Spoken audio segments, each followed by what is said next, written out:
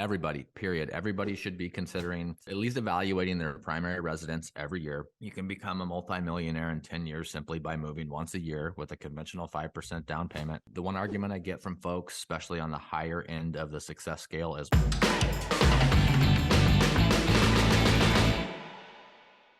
multiple in some cases. So for years, an ADU was one accessory dwelling unit. You could think of it as a guest house or a mother-in-law cottage or a granny flat. There's a lot of words for them. But now what we're seeing is with densities increasing, we're seeing a lot of states like California, for example, where you can build multiple. A lot of jurisdictions in our state, you can build multiple. So it's not just one small cottage in the backyard. It could be buying a lot and adding 3 or 4 units onto that lot. So you're taking a single family house that was specifically designated for a single family zone for the last 50 years. And now we're able to infill that lot up to, 4 or 5 or 6 or 8 units, depending on how we can use the code. Can they be connected, or they have to be attached, or could it be a combination? No, any configuration. So I kind of break ADUs down into a few categories. So we have convertible ADUs, which is where you take a section of the house, say you buy a 4-3 and you convert the master into a 1-1, and then you would have an attached shared wall 3-2. We can do basement conversions. We can do attic conversions. We can do bump out ADUs where we add on to a house.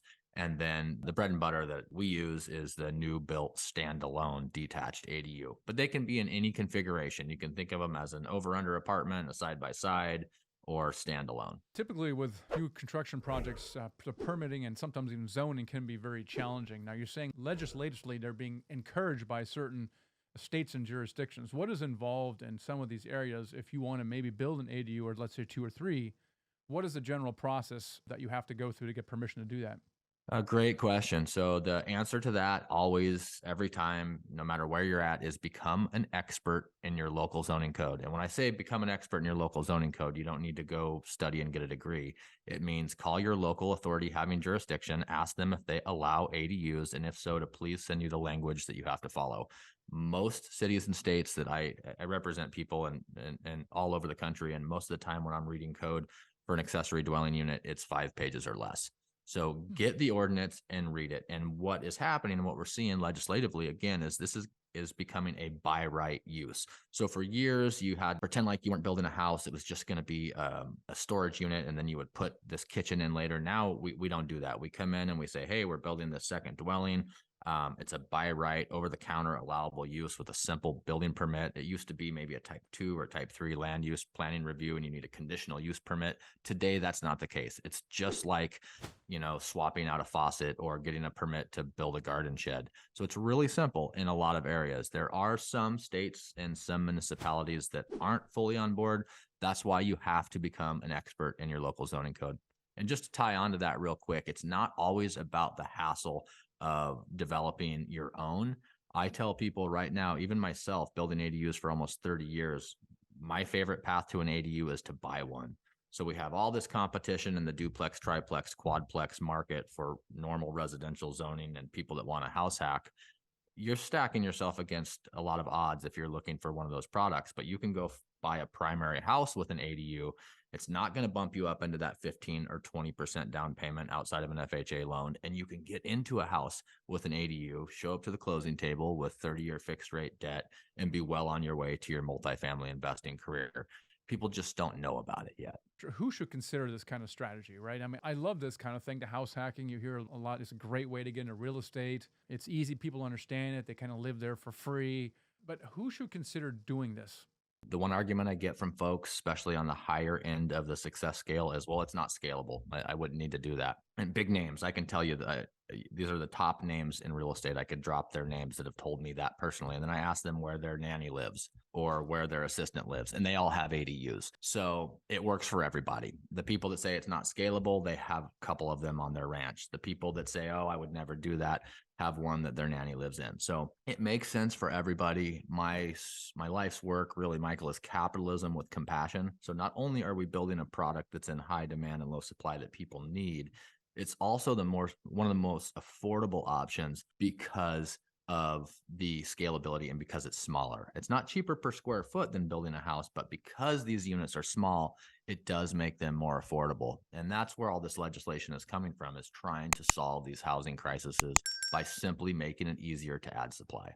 Yeah, it does address the affordable housing problem simply by taking land that already exists and putting something that's more affordable in there, like almost like a tiny house in someone's backyard. I love that part of it. And you talked about, evaluating your own primary residence for an ADU as well. If I did want to scale it a little bit more, you said you could move around once a year, you could move and still just repeat it and hold on to what so house hacking, but then instead of selling it, holding it on. Is there any path for trying to scale that a little bit more? Like, could I turn it into a strategy where I'm buying houses and for the specific purpose of building ADUs? In other words, if I did want to scale a little bit more, what would that look like?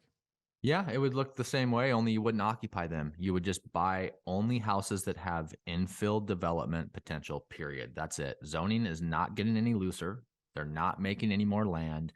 I do encourage every investor that I know to only buy property that has infill potential. That may not be put an ADU on it. It may be buy a large lot in an area that's getting upzoned so you can do minor land partitions and split it up. That's one way to scale it. A lot of what I do is taking land use planning code and using it to our advantage to add housing.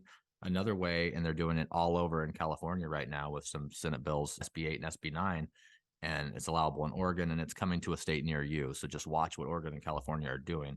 They're not only allowing you to build multiple accessory dwelling units on a single primary residence, they're also allowing you to split them off fee simple lot partitioning. So you can buy a house that's on a half acre that nobody wants, that's market rate or higher, and you build 2 ADUs, you split those off and you sell those. So you're able to buy a property with one house and turn it into 3 tax lots that you can sell. So that's what a lot of people are doing right now in California. That's the biggest play.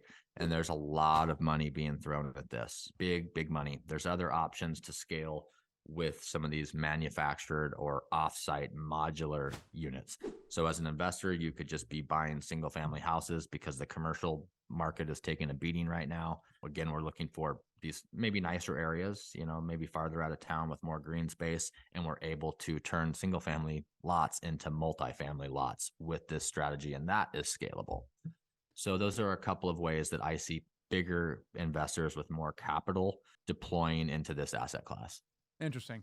So, what should one look for in buying a house for ADUs? Is anything that, I mean, you heard you say study the zoning, obviously, and you want to buy in the right place that's conducive to where the zoned correctly, obviously. Is there anything that you're looking for when you're trying to maximize potential profit when you're buying a house and you want to build one or more ADUs? What should someone look for? Or can you just buy anything and just make it work? No, wonderful question. So there's the obvious things like make sure that it's a city or state that allows accessory dwelling units or other infill strategies. We kind of like to look for, this is a broad statement, but you're looking for maybe blue areas of red states where, they're very development friendly, but there's good landlord tenant laws. On a more micro level, like what should the lot be? We like flat lots. We like lots that have alley access. I mean, terrain is huge. A flat lot is going to save you so much money compared to a slope. Another thing that I personally am always looking for is 75 and newer. In the mid to late 70s, we pretty much switched from concrete and cast and galvanized to ABS and copper, PVC. We've got better sewer lines. We've got better drain lines. We have better electrical services. So a lot of what I do is really honing in on the infrastructure as a developer. So we're not just looking at the property and the backsplash and the schools. We're looking at what kind of infrastructure. Are we going to have to replace this whole new sewer line? Are we going to have to put in a fire hydrant if we add 3 units here? So it's those are the big ones, flat lots, good utilities, newer infrastructure, alley access. Yeah, alley access. So yeah, you need access to the place, especially if you're trying to subdivide it, right? If you're going to put something in the backyard, you need to be able to get to it. Is that what you mean by alley access? Yeah. I mean, we can always do flag lots, and there's always shared access agreements. You can always drive through the front of the lot to get to the new back lot you created. The nice thing about a flag lot is you can have separate accesses from separate streets. You can put a fence up between the lot.